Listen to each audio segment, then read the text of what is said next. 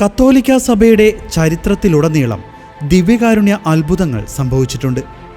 വിശുദ്ധ കുർബാനയിലൂടെ അപ്പവും വീഞ്ഞും ക്രിസ്തുവിൻ്റെ ശരീരവും രക്തവുമായി മാറുന്നത് ഒരു ദിവ്യകാരുണ്യ അത്ഭുതത്തിൽ ഉൾപ്പെടുന്നു. ഈ ദിവ്യകാരുണ്യ അത്ഭുതങ്ങൾ ഭൗതിക ലോകത്തിന് പിന്നിലെ ദൈവകരത്തിൻ്റെ ആത്മീയ യാഥാർത്ഥ്യം കാണാൻ വിശ്വാസികളെ സഹായിച്ചു. അങ്ങനെ ഒരു ദിവ്യാനുഭവങ്ങളിൽ ഒന്നാണ് ലാൻജാനോ പട്ടണത്തിലെ റിച്ചറല്ല എന്നു പേരുള്ള സ്ത്രീ ഒരു മന്ത്രവാദിനിയുടെ അടുക്കൽ പോവുകയും തൻ്റെ ഭർത്താവായ ജാക്കോമോ സ്താസിയോയുടെ സ്നേഹം എങ്ങനെയാണ് വീണ്ടെടുക്കേണ്ടതെന്ന് അന്വേഷിക്കുകയും ചെയ്തു. കുദാശ ചെയ്ത ഒരു തിരുവോസ്തി കൊണ്ടുവന്നാൽ എല്ലാം ശരിയാക്കാമെന്ന് മന്ത്രവാദിനി പറഞ്ഞു. മന്ത്രവാദിനിയുടെ ഉപദേശമനുസരിച്ച് തിരുവോസ്തി കരസ്ഥമാക്കുന്നതിനു വേണ്ടി അവൾ ദിവ്യകാരുണ്യ ശുശ്രൂഷയ്ക്ക് പോയി. ആരും കാണാതെ തിരുവോസ്തി കരസ്ഥമാക്കി. മന്ത്രവാദിനിയുടെ ഉപദേശപ്രകാരം അവൾ വീട്ടിലേക്ക് മടങ്ങിവന്ന് തിരുവോസ്തി ഒരു മൺപാത്രത്തിലിട്ടു. ഭർത്താവിൻ്റെ ഭക്ഷണത്തിൽ ഇടുന്നതിനായി ദിവ്യകാരുണ്യം പൊടിരൂപത്തിൽ ആക്കുക എന്നതായിരുന്നു അവളുടെ ഉദ്ദേശം. എന്നാൽ മൺചട്ടിയിൽ ദിവ്യകാരുണ്യ അപ്പത്തിൻ്റെ ഭാഗങ്ങൾ ജീവനുള്ള മാംസമായി മാറി. റിച്ചറല്ല ഈ സംഭവത്തിൽ ഭയന്ന് ജാറും രക്തപൂരിതമായ തിരുവോസ്തിയും ചണതുണി കൊണ്ടുള്ള കൈലേസിൽ പൊതിഞ്ഞ് അവളുടെ ഭർത്താവിൻ്റെ കുതിരലായത്തിലെ ചാണകക്കുഴിയിൽ കുഴിച്ചിട്ടു.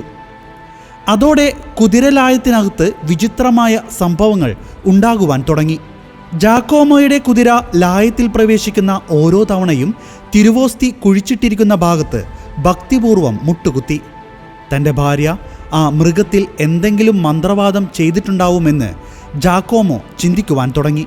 7 വർഷങ്ങൾക്ക് ശേഷം റിച്ചറല്ല പശ്ചാത്താപത്തോടെ തൻ്റെ ഘോരമായ ഈശ്വരനിന്ദ അഗസ്റ്റീനിയൻ സന്യാസി മഠത്തിലെ മഠാധിപതിയും ഒഫീദ സ്വദേശിയുമായ ജിക്കോമോ ദിയത്തലാവിയോട് ഏറ്റുപറഞ്ഞു. തുടർന്ന് കണ്ണീരോടുകൂടി ആ സ്ത്രീ ഇങ്ങനെ ആക്രോശിക്കുവാൻ ആരംഭിച്ചു: ഞാൻ ദൈവത്തെ കൊന്നു, ഞാൻ ദൈവത്തെ കൊന്നു.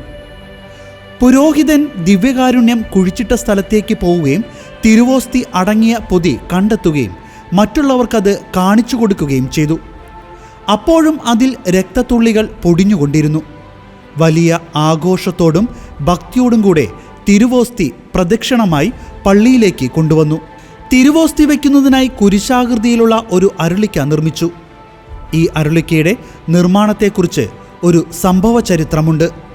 2 സന്യാസിമാർ ബ്രദർ മിക്കാലയെയും സഹപ്രവർത്തകനെയും ഈ അത്ഭുത തിരുവോസ്തിക്ക് അരുളിക്കയുണ്ടാക്കാൻ അധികൃതർ വെനീസിലേക്ക് അയച്ചു.